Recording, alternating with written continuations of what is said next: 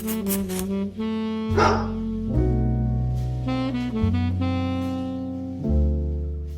we're going to try something new this week, Michelle. Oh? Well, you know I'm on a personal quest to get better at inking. Yeah. So we've done a lot of videos where I work with fine liners and brushes. Yeah, you even tried getting me to learn inking. Yeah, to great success, I feel. Anyway, since we're always up for learning new things and passing on whatever we learn, today I'm going to try inking with a dip pen. Oh, that's new. Yep. Now, we're just scratching the surface, but I'm going to try out a few different things, do a few drawings, and talk about tools, tips, and what we learned. That ought to be fun. Well, I mean, we'll see. I wasn't sure how this was going to turn out. Remember, I've never done it. That's true.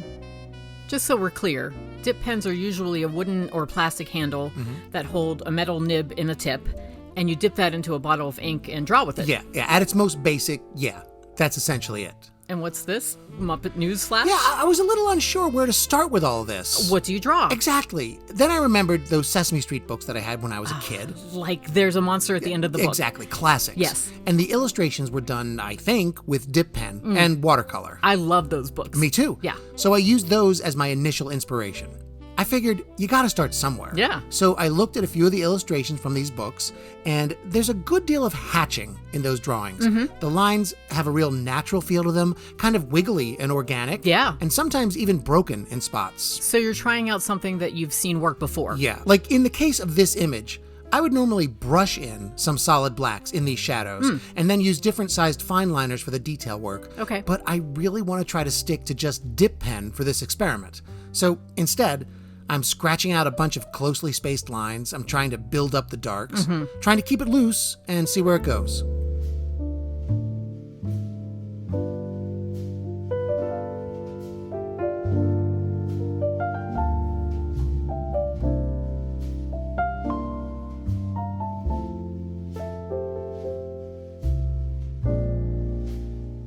To prepare for all this, I watched a handful of videos from different dip pen inkers who know what they're doing. Unlike you. Unlike me.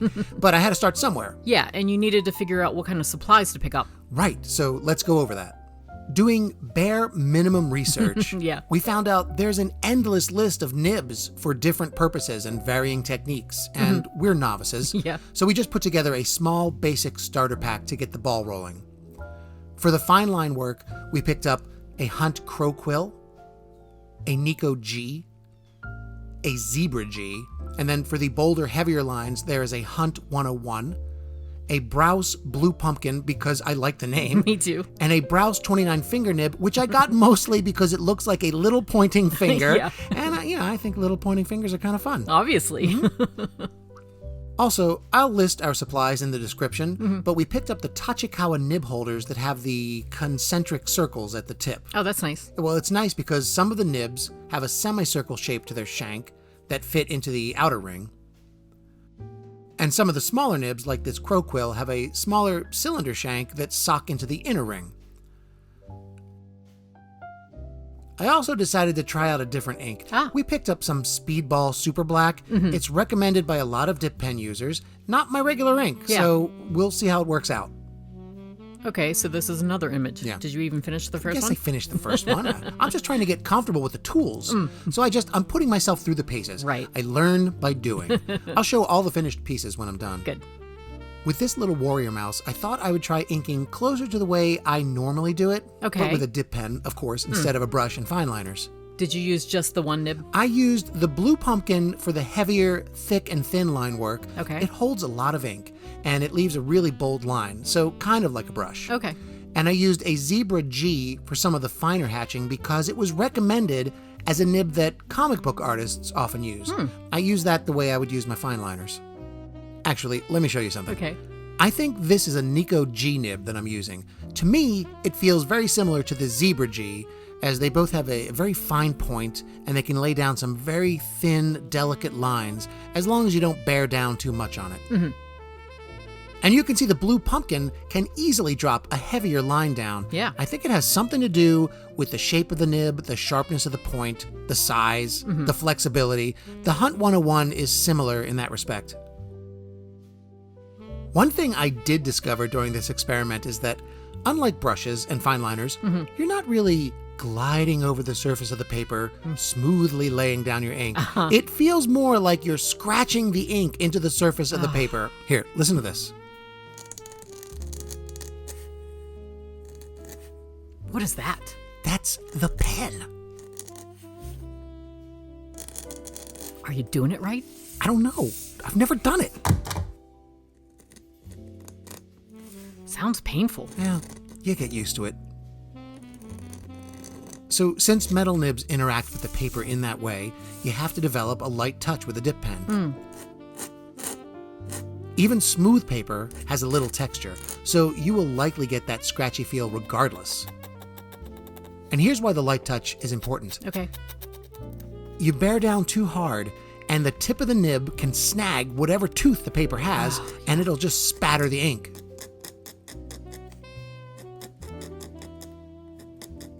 But also, you press too hard, and you could unload whatever ink is in the belly of the nib all at once and leave a big puddle on your artwork. So work on a light touch. Absolutely. And bear down heavier for thicker lines. And, as you work with it, you'll figure out other things, obvious things, like if you're right-handed, it's probably smart to work from the top left to the bottom right, and vice versa. Because the ink doesn't dry immediately. Right. So you have to be careful of smudging and smearing. But the ink can dry faster than you'd expect on the actual nib. And then you end up with caked on ink that ruins your line or affects the way the nib drops ink. So every once in a while, as you work, just swirl it in a little cup of water to prevent that buildup. I also used cotton swabs and alcohol, and that worked pretty well. Okay. And that's another thing. Apparently nibs ship with a protective coating that you need to gently strip so that the ink flows correctly. Some people scrub it with soap and water, some people burn it with a match. But you're not allowed to play with matches. Right, I'm not allowed to play with fire, I know. But I just used a cotton swab and alcohol to rub down the nibs, and I think it worked. It seems like it worked anyway. All right, take a look at this. Illustration boards. That's right, illustration boards. Some people use Bristol board for their dip pen work. It's smooth. It's what I used for Grover and the zombie. Okay. The other drawings I did on hot press watercolor paper, also smooth, but I want to throw down some color. But some people like these heavy illustration boards. I haven't used these in a while, and I'm kind of interested in seeing how the dip pens feel on it. All right. So I did one more illustration. How many is this so far? I have no idea. I lost count. Yeah. But you got to hammer away at this stuff if you want to learn anything. Right. So I did a sketch based on Sendak's Where the Wild Things Are. Okay. I also picked up some colored ink just to try something new. All right. I believe Sendak used dip pens for Where the Wild Things Are. It's what it looks like when you stare closely at the illustrations, but I'm really not sure about his entire process. So is this a study, a master study? Not entirely. I think technically a master study is when you take a piece from an artist that you admire, and in the interest of learning from that artist, learning his technique, you reproduce that piece. Oh, okay.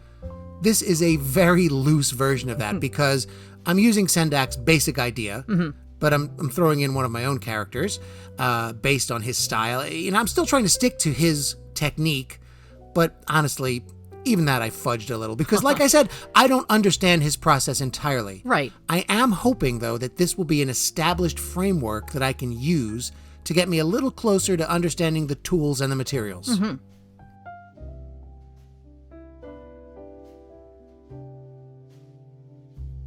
And I finally get to use that finger nib. Very cartoony. Right? It's very authoritative. Yeah. The line goes here.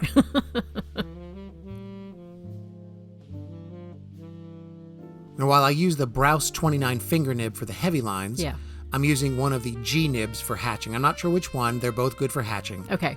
It's really easy to see Sendak's hatching on the Max character, so I'm trying to do it like he did it. And his monsters, many of them covered in fur or feathers or scales, are also fleshed out with a lot of hatching. So prepare yourself for a lot of scratchy sounds. Okay.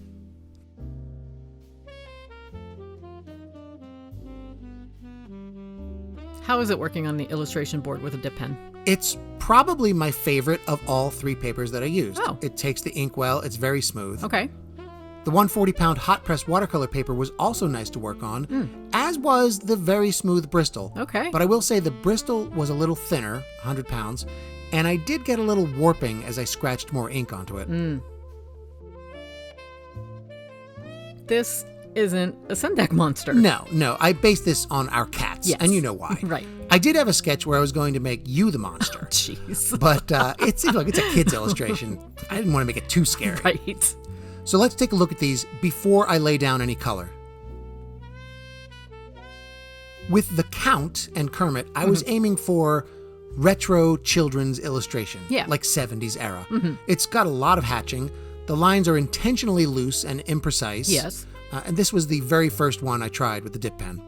The Warrior Mouse, I tried using lines I was a little more accustomed to, and I think it helped me become more accustomed to the tools. Oh, good. But just a little. And then I threw away all that progress on this last piece when I tried to ape Maurice Sendak. I think I like it. it's not always comfortable working in someone else's style. Yeah. But it did give me a chance to use different nibs and a different technique and those colored inks. Good.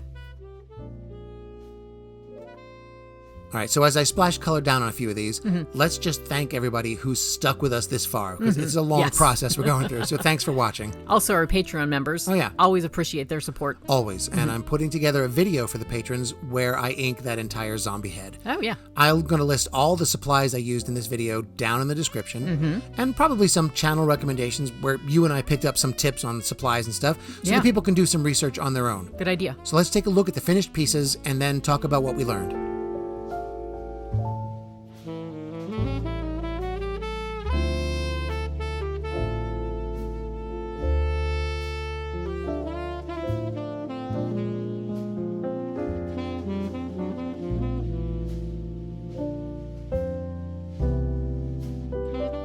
So, what did we learn? I think the biggest thing for me was learning to have a really light touch with the nib on the paper.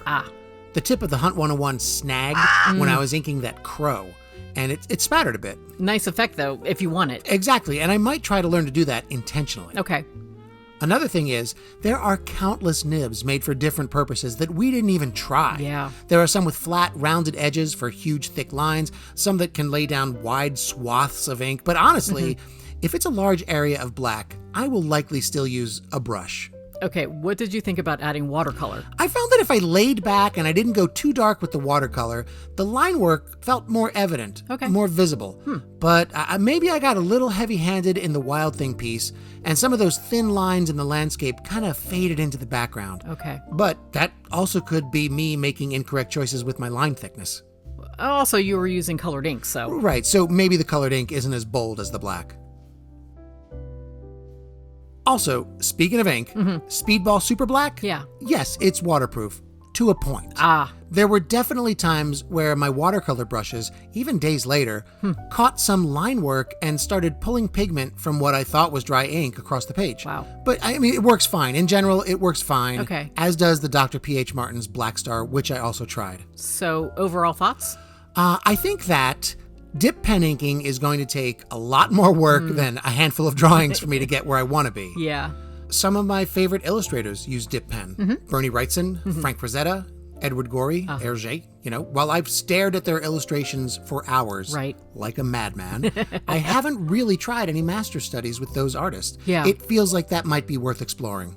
Good idea. And I definitely want to revisit this medium. I honestly, no pun. Yeah. I have just scratched the surface here, and I really enjoyed it. Good. And I enjoyed the tactile nature of it. The scratch on the paper, the whole sensory experience of hearing the nib drag along the paper, the twang of the tines when they'd snag on the paper. Yeah. That bit of business with the dipping and the cleaning and the exchanging of the nibs. There's something fun about that. There's something fidgety that is at the same time both soothing and annoying. Look, I know you've never done it. Right. But I'm glad you gave it a try. I am too. And if there's anyone who wants to try dip pen inking, just try it. Oh, yeah. The supplies are not too expensive, and I will leave links in the info that might give you some good places to start. Yeah. Thanks for watching.